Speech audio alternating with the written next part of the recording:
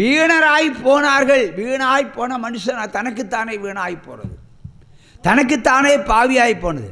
அடுத்து உணர்வில்லை. உணர்வு இல்லாததினால் அவருடைய இருதயத்தில் இருளின் ஆவி குடியேறும். வீணாய் போனவன்ட்டு என்ன ஏறும்? எல்லா பேபிசாஸ்லாம் உள்ள ஏறும். புத்திசாலிகிட்ட போகுமா? போகாது.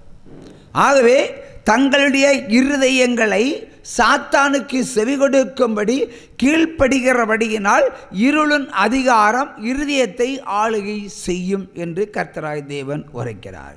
அடுத்து தங்களுடைய கெட்ட சிந்தனைகளினாலே தங்களுக்கு தாங்களை சிந்தித்து செயல்படுவதனாலே, அந்த ஆவிக்குரிய செயல் அல்ல, மாமிசத்தில் செயல்படுவதனாலே வீணாய் போனார்கள், வீணர்களாய் போனார்கள் என்று கர்த்தர் குற்றம் சுமத்துகிறார். உற்சாம கையை தட்டலாம். ஹல்லேலூயா. தவறான சிந்தனைகளை அது கொடுக்கும். அது ஒரு சாத்தான். தேவனுக்கு விரோதமான எண்ணங்களை அது கொண்டு வரும். தேவன் எனப்படுவது எதுவோ அதற்கு விரோதமான சிந்தனைகளை அது விதைக்கும். அதான் மெய்யான அந்தி கிறிஸ்து. கையை தட்டுங்க. ஹல்லேலூயா, ஹல்லேலூயா, ஹல்லேலூயா, ஹல்லேலூயா. இந்த தெய்வம் நம்ம தெய்வம், நல்ல தெய்வம்.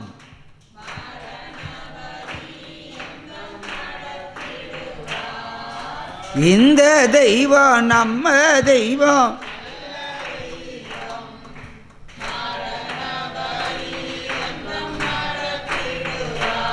எத்தனையோ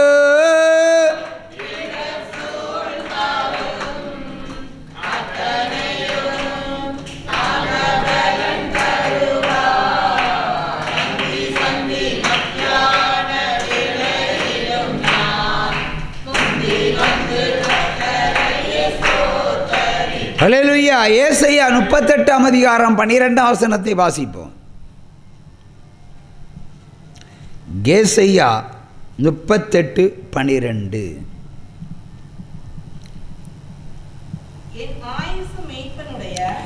என்னுடைய ஆயுசு மேய்ப்பனுடைய கூடாரம் போல் இருக்கிறது.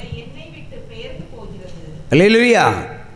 என்னுடைய ஆயுசு, இப்படிப்பட்டவர்களுக்கு ஆயுசு எப்படி இருக்குமா? மேய்ப்பனின் கூடாரம் போல் இருக்குமா? ஒரு மேய்ப்பன் இன்னைக்கு ஒரு கூடாரத்தை போடுவான், திடீர்னு கரைச்சி போடுவான், இன்னொரு இடத்துக்கு போகும்போது நிலையற்றதாக இருக்கும். இப்படிப்பட்ட எண்ணமுடையவருடைய ஆயுசு நிலையற்றதாக இருக்கும். முழுக்க முழுக்க அந்தி கிறிஸ்து கிரியை செய்கிறதுனால இவருடைய ஆயுசுக்கு கேரண்டியே கிடையாது.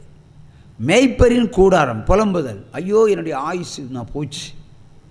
நம்பிக்கையற்ற வாழ்க்கை, ஸ்திரமற்ற வாழ்க்கை, உறுதியற்ற வாழ்க்கை என எல்லாமே சாத்தான் கலைத்து விட்டான். ஒரு சம கையை தட்டலாம்.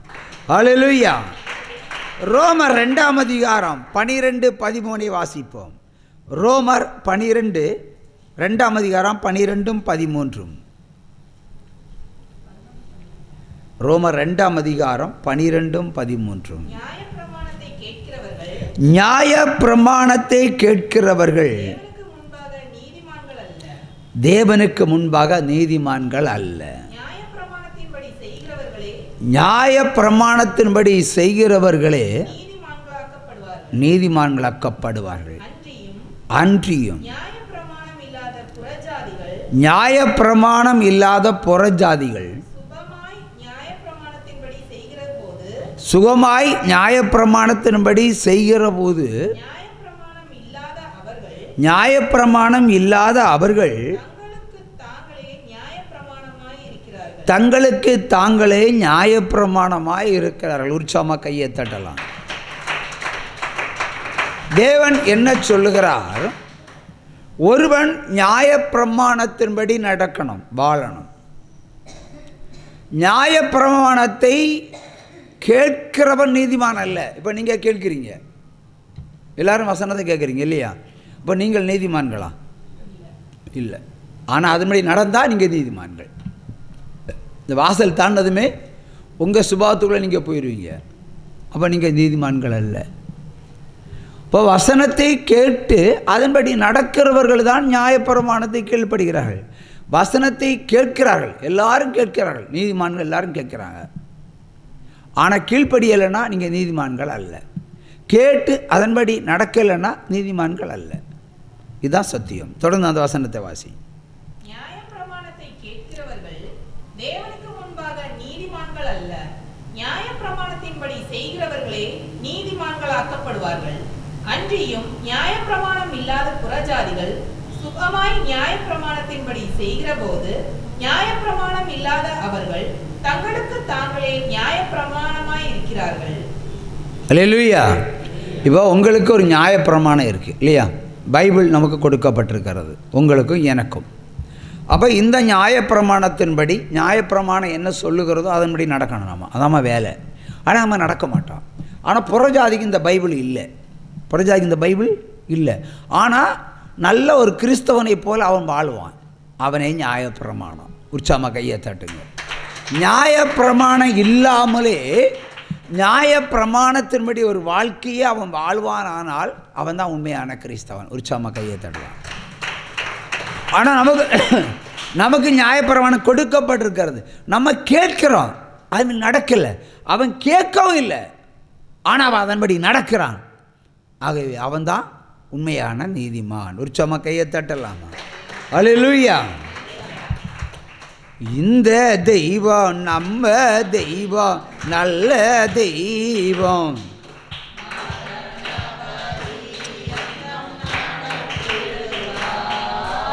இந்த தெய்வம் நம்ம தெய்வம், நல்ல தெய்வம்.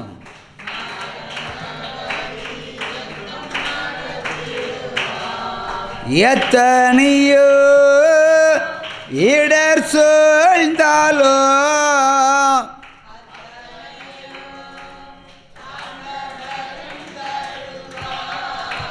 அந்தி சந்தி மதியான வேளையிலும் நான் முந்தி வந்து கர்த்தரை ஸ்தோத்தரிப்பேன்.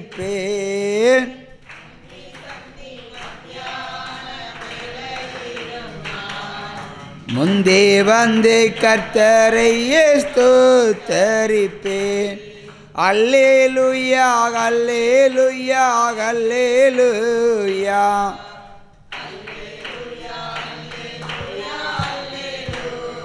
அல்லேலூயா அல்லேலூயா. அடுத்தபடியாக புலம்பல் 1ஆம் அதிகாரம் 13வது வசனம். இந்த நியாயப்பிரமாணத்தின்படி நடக்காதவர்களுக்கு ஆண்டவர் கொடுக்கிற ஒரு எளிமையான ஒரு தண்டனை, ஆனால் கடுமையான ஒரு தண்டனை. வாசிப்போம். புலம்பல் 1ஆம் அதிகாரம் 13வது வசனம்.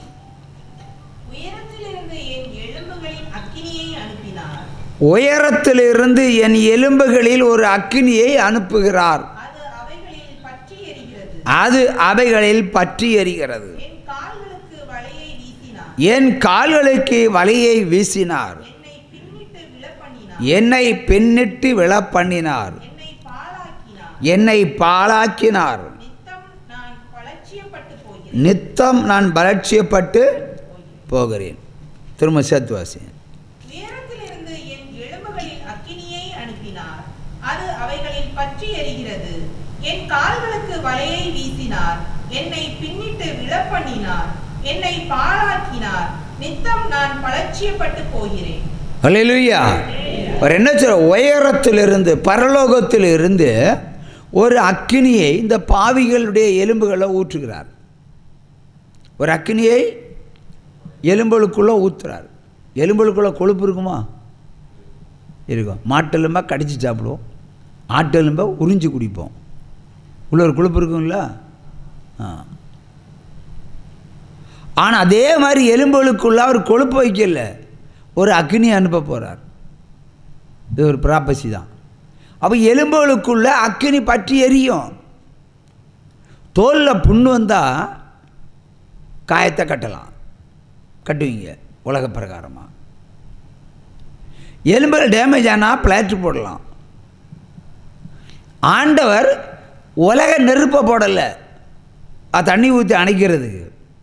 அவருடைய கோபத்தின் நெருப்பை அக்கினியாக எலும்புகளுக்குள்ளே ஊற்றினார், அது பற்றி எரியும். இதுக்கு மருந்தே கிடையாது. சிலருக்கு எலும்புகளுக்குள்ளே என்ன இருக்கும்? அந்த அக்கினி இருக்கும். எரியுது எரியுது எரியுது எரியுது. எங்கே எரியுது? பார்த்தா செம்மையாக தான் இருக்குது. சில சொல்லுவாங்க ஊறுது ஊறுது ஊறுது. ஆனால் எப்படி ஊறுன்னு நமக்கே தெரியாது. ஆகவே ஒரு அக்கினி ஒரு அனுப்பினா எலும்புகளுக்குள்ள என்ன ஆகும்? ஒரு எரிபந்தம் போல ஒரு எரிச்சலாக இருக்கும். அது ஒரு பயங்கரமான வியாதி, தேவன் அனுப்புகிற வியாதி. எந்த மெடிசனும் கிடையாது. எலும்புகளை பற்றி எரிஞ்சிட்டு தான் இருக்கும். நமக்கு அணைக்கவே முடியாது. அணைக்கணும்னா அவர் அணைச்சா மட்டும்தான் உண்டு. உலகத்தில் அதுக்கு மெடிசனே கிடையாது. காட்பாடியில் இதே மாதிரி ஒரு ஸ்திரீக்கு இந்த வியாதி இருந்தது. இந்த வியாதி இந்த கிரியை செய்யும்போது அவள் எழும்பி ஓடிடுவாள் ரயில்வே ஸ்டேஷனை சாகிறதுக்கு. கட்டின ஹஸ்பண்டும் குடும்பமும் அவளை பின்னாடி போய் துரத்திட்டு இருக்கணும். அண்ட் எப்போ இறங்கி ஓடுவான்னு சொல்ல முடியாது. அப்படி எலும்புகளுக்குள்ளே வர்றோம். சொரிஞ்சா தீரக்கூடிய வியாதி அல்ல. எலும்புகளுக்குள்ளே போய் எப்படி சொரிய முடியும்? முடியாது. அப்போ அவளுக்கு அந்த அக்கினி எரியும் போது தன்னை மாய்த்து கொள்வதற்காக, தன்னை அழித்து கொள்வதற்காக ரயில்வே ஸ்டேஷன் ஓடுவாள். பிடிச்சிக்கிட்டே வருவாங்க. பிடிச்சப்பளும் கட்டி தான் போடுவாங்க. புருஷன் வேலைக்கு போய் 3 மாதம் ஆச்சு. அந்த விண்ணப்பம் வரும்போது, எனக்கு வரும்போது ஒரு கிறிஸ்மஸ் நாள் ஆண்டவர் புறப்பட்டுவான்னு சொன்னார். இதே ஸ்டேஜ் தான். அவளை கிறிஸ்மஸ் நாளே அவளை கூட்டிகிட்டு வந்தாங்க. முதல்ல புருஷன் இருக்கும்போதே ஆண்டவர் கேட்ட கேள்வி, என்ன பாவம் செஞ்ச? அறிக்கையிடு. மாமியார் கிட்டே இருக்கா, குழந்தையார் கிட்டே இருக்கா. அவளுக்கு எப்படியா விடுதலை வேண்டும். இவர்கள் கைவிட்டாலும் பிரச்சனை இல்லை. உலக பார்வையில் நிற்கல. அப்படியே சொன்னா புருஷன் அவளுக்கு முகத்தை பார்க்குறான். ஆனாலும் அவள் சொல்கிற நிறுத்தலை. சொல்லிட்டா. இப்போ கைவேன்னு சொன்னார், சொஸ்தம்னு சொன்னார். அப்படியே சொஸ்தமடைந்து வீடு திரும்பினாள். 2 வருடமான போராட்டம், 2 வருடமான தூக்கமின்மை, 2 வருடமாய் தற்கொலை முயற்சி. ஆனாலும் அந்த பிள்ளையை காக்கணும்னு தீர்மானித்தபடியினாள் தேவன் அந்த பிள்ளையை இங்கே கூட்டிகிட்டு வந்து காக்க வைத்தார். விடுதலை கொடுத்து அனுப்பினார். ஆகவே பாவத்துக்கு தண்டனை இருக்குது. உலகத்திலே மிகப்பெரியது பாவம்தான். மிகப்பெரியது பாவம்தான். அப்போ அதுக்கு மட்டும் என்ன? வாயினால் ஆண்டவரே என்னை மன்னிச்சிருங்கப்பா இன்னும் சொன்ன மன்னிச்சிருவாரா? மன்னிக்க மாட்டார்ல. கீழ்ப்படியாதவர்களுக்கு கொள்ளவே தான் வரும். அதில் எந்த மாற்று கருத்தும் கிடையாது. 2 சாட்சி சொல்லிட்டு போனாங்க. 2 பேர் ஒரு குடும்பம் சொல்லிட்டு போச்சு. திடீர்னு எனக்கு ஒரு ஃபோட்டோ அனுப்பிட்டாங்க. அவங்க தான். ஏன்னா கண்களே ரத்தம் வர அளவுக்கு அந்த வியாதியினுடைய தாக்கம் இருக்கிறது. எவ்வளோ பெரிய அற்புதம் செய்தார். கீழ்ப்படிந்தார்கள், ஆசீர்வதித்தார். அப்புறம் கட்டளையை கொடுக்குறாரு, கீழ்ப்படியல்ல, வியாதியில் உபத்திரவப்படுத்தினார். இப்போ அவங்க ஃபோட்டோ அனுப்பி வச்சுருக்காங்க. பார்த்தாலே பற்றி எரியும். இறக்கப்படாதவன் இறக்கப்படுவான். ஆண்டவர் சொன்னார், கீழ்ப்படியவில்லை. நம்முடைய விசுவாசிக்கே இவ்வளோ பெரிய தண்டனை அவர் கொடுத்திருக்கிறார் என்று சொன்னார். நீ மனைவிக்கு துரோகம் பண்ணினியான்னு கேட்டேன். இல்லவே இல்லை. பிறகு எப்படி வந்து? கீழ்ப்படியாமல். இப்போ கீழ்ப்படியாத ஜனங்களை அழிப்பதற்குத்தான் தேவன் 2வது வருகையை வச்சிருக்கிறார். உற்சவமாக கையை தட்டுங்க. பொட்டும் பூவும் வைத்து அழகு பார்ப்பதற்கல்ல. கீழ்ப்படுகிறவர்கள் அவர் பக்கம், கீழ்ப்படியாதவர்கள் அந்தி கிறிஸ்துவின் பக்கம். நோவா மாதிரி இருக்கிற ஆட்கள் பரலோகத்தில் போவார்கள். அவர்கள் இந்த உலகத்தில் வாழும்போது எல்லா துக்கத்தையும் அனுபவிச்சு தான் ஆகணும். நோவாய் பைத்தியக்காரன்னு சொல்லியிருப்பார்கள். ஆனால் அவன் கர்த்தரை மட்டும்தான் பார்த்தான். இந்த உலகம் எவ்வளோ உபத்திரங்களை கொடுத்தாலும் ஐ டோன்ட் கேர், கர்த்தர் சொன்னபடி நான் செய்வேன். செஞ்சான், அவன் ஆசீர்வதிக்கப்பட்டான். ஆபிரகாம் கீழ்ப்படியாமல் போனபடினால் 400 வருஷம் அடிமைகள், நீ அடிமைகளாக இருடான்னு சொல்லி அனுப்பினார் எகிப்து தேசத்தில். இவன் செய்த ஒரு தவறு. இஸ்ரவேல் சந்ததி 400 வருஷம் 4 தலைமுறை எகிப்து தேசத்தில் அடிமை வேலையாக பார்த்தார்கள். தேவன் தண்டனை இல்லாமல் யாரை ஆசீர்வச்சிருக்கிறார் சொல்லுங்க?